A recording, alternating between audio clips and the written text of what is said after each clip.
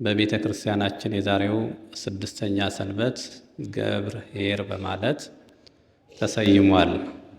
ገብር ማለት አገልጋይ ማለት ነው። ኄር ማለት ደግሞ በጎ፣ ታማኝ፣ ቅን፣ እውነተኛ አገልጋይ ማለት ነው። ገብር ኄር ቅዱስ ያሬድ ነው የሰየመው ይህንን ሰንበት። መነሻው የማቴዎስ ወንጌል ምዕራፍ 25 ከቁጥር 14 ጀምሮ ያለው ነው።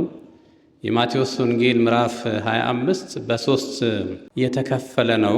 ከቁጥር 1 ጀምሮ እስከ 14 ድረስ ያለው 25 1 14 ድረስ ያለው ስለ 10 ደናግል መንግሥተ ሰማያት በ10 ደናግል በ5ቱ ልባሞችና በ5ቱ ሰነፎች ተመስሎ ጌታ በዚህ መስሎ ያስተማረበት ነው። ከቁጥር 14 እስከ 31 ደግሞ አሁን እንደተማርነው ማለት ነውና በሶስቱ አገልጋዮች የተሰጣቸውን መክሊት አይተናል። በመክሊት መንግሥተ ሰማያትን መስሎ ያስተማረበት ነው። ሶስተኛው ደግሞ ዳግም ምጽአቱን የሚናገርበት ነው ማለት ነውና ይሄ ሁለተኛው ነው የዛሬው። እንግዲህ ስድስተኛው ሳምንት ላይ እንገኛለን። ገብር ኄር ማለት መልካም አገልጋይ፣ ቅን አገልጋይ፣ ታማኝ አገልጋይ ማለት ነው።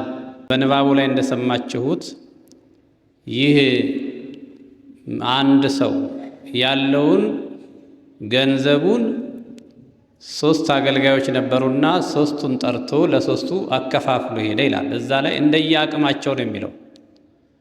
እግዚአብሔር ከአቅማችን በላይ የሆነ ነገር አይጠብቅም። ሰው በአቅሙ ነው መስራት ያለበት። በአቅሙ በሌለን ነገርም ተውሰንም እንድናገለግል አይፈልግም። ባለን ነገር እግዚአብሔር ያለ መክሊት የተወው ሰው የለም። ያለ መክሊት ትቶኛል ማለት አንችልም። አንዳንድ ሰው ቢኖረኝ መጸውት ነበር ይላል። አትመጸውቱ። በጎነት ሲኖረን የሚጀምር አይደለም። በጎነት ስላለህ አይደለም፣ ስለሌለህም አይደለም። ይሄ ከውስጥ ከልብ የሚመነጭ ነው እንጂ በጎነት ከሀብት ከራሱ የሚመነጭ አይደለም።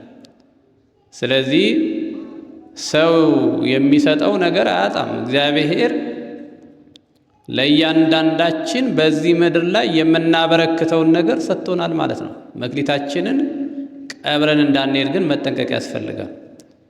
ስለዚህ በዚህ ትምህርት ላይ የምናየው መታመንና አለመታመን፣ በጎ አገልጋይና በጎ ያልሆነ አገልጋይ በሁለት የተከፈለ፣ ያው ዓለምም ለሁለት የተከፈለች አይደለችም። ስለዚህ መታመንና አለመታመን፣ ሁለት ሰዎች አሉ ዛሬም በእግዚአብሔር ቤት ውስጥ ታማኞች የታመኑና ያልታመኑ እና ትምህርቱ መታመንና አለመታመን እንደሚያሳየን፣ መታመን የሚያሸልም አለመታመን ደግሞ የዘላለም ቅጣት የሚያስከፍል መሆኑን እዚሁ ላይ እናያለን። ብዙ ያለውን ሀብቱን ሰጥቷቸው ለእያንዳንዳቸው እንደየአቅማቸው እንደየችሎታቸው እግዚአብሔር የአቅማችንን ያውቃልና ከአቅማችን በላይም አይጭንብንም። የየአቅማቸው ሰጥቷቸው ሄደ። ለአንዱ 5፣ ለአንዱ 2፣ ለአንዱ 1 ሰጥቶ ሄደ ይላል። እንግዲህ ዋናው መክሊቱ ለእነኚህ ሰዎች የተሰጠበት ምክንያት ነግደው እንዲያተርፉበት ነው። ጌታ ሲናገር እኔ ወደዚህ ዓለም የመጣሁት ሕይወት እንዲሆንላችሁ እንዲበዛላችሁ መጣ ይላል። ሕይወት እንዲበዛ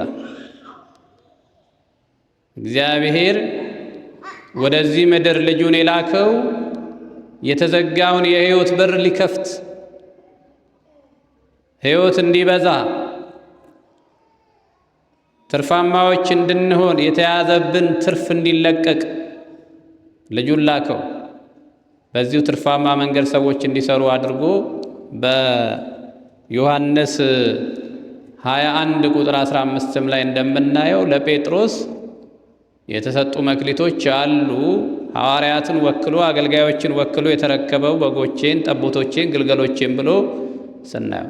ግን በጥቅሉ ይህንን የዛሬውን ትምህርት ስናየው ወይ ለሰባኪያን ወይ ለመንፈሳውያን አገልጋዮች ለነከሌ ብለን የምንወስድ እያንዳንዱ ሰው ባለበት ቦታ ታማኝ መሆን እንዳለበት የሚያስተምር ትምህርት ነው።